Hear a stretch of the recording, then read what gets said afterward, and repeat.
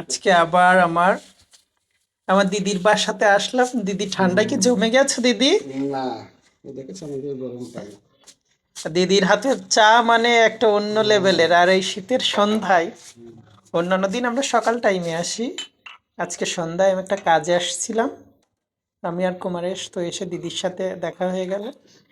দিদি এখন বলছে চা না খাইয়ে ছাড়বে না। মাই গড, দিদির যৌবন লাড়া দিয়ে চা খাওয়াবে আমাদেরকে। কি শুকনো মরিচ দিবা নাকি আগে? ফার্স্টে দিদি আজকে আদা দিচ্ছে, আদা চা, মশলা চা হবে।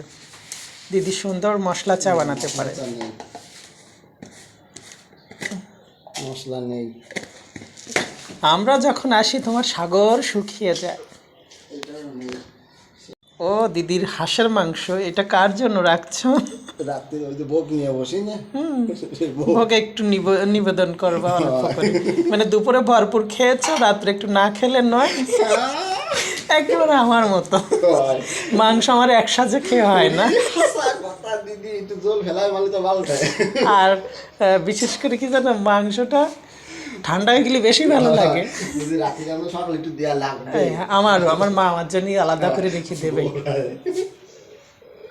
আর যদি দুপুরে ভরপুর খাই, কি রাত্রেও ভরপুর খাই, সকালের জন্য রাখবে আমার, আর কারোর জন্য না হলেও, যে জানে একটু রইসেই খাই, একবারে খাই না। একবারও পছন্দ হয় না। আমারও। আচ্ছা, দেওয়ারও ছাড় দেয় না? Oh my God, তাহলে তুমি সুখী সংসার। সে নানি একটা কথা বলে না, ওই দেওয়ারের সঙ্গে ছিলাম 6 মাস, ভাসুর কথা দিল তাই কথা রাখিনি। আমি এরকম ওই টাকা গালাগালি দিয়ে রাগারাগি করে।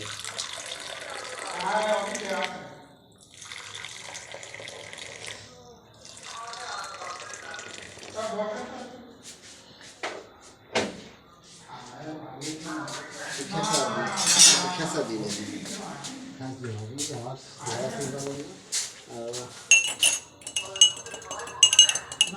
সেই সাথ কোন চলে গেছে, আমাদের কমে গেছে রে দিদি। দুলা ভাই খাবে না চা? তোমার আপনারা চা দেবো না? আমার চা খাবো না, তুমি একটু আলাদা খাও।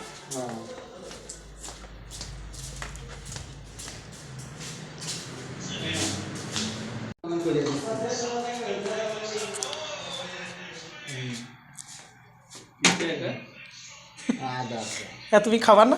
আমি বাকি যাচ্ছি। Oh my God, আর গাইদেন নাই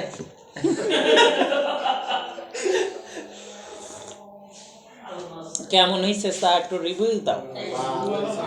অসাধারণ। অসাধারণ বলছে কিন্তু। খেতে দিতাম তাহলে ভালো লাগবে। তাই এ তো তোমার ফুটানো পাতি চা, না একটু আদার থেতেই দিতে হয়, হ্যাঁ, তবুও ভালো হয়েছে।